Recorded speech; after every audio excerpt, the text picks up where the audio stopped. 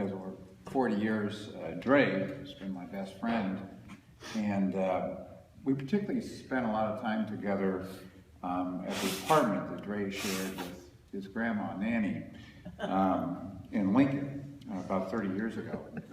And one of the stories I remember that is both kind of funny but also says so much about Pat was the whole family had gathered. I think Luann was there and your family, and everybody was there. And I stopped by on a Sunday. There's probably a football game on, but I think it was the fall. And I was leaving. And one of the things you know about Pat is she was the most kind, giving, caring person you ever met. So when I got up to leave, Pat was really insistent that she send a package of food along with me.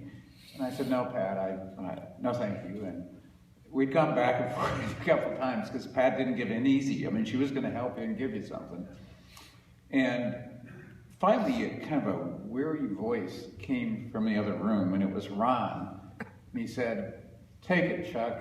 It's easier.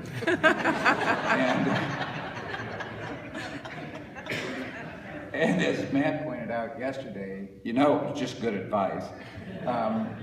But it did say a lot about Pat and how kind and giving she was. And, you know, it's one of the things I've always admired about Dre. He was such a kind and giving person. And we all know he came by it honestly from Pat.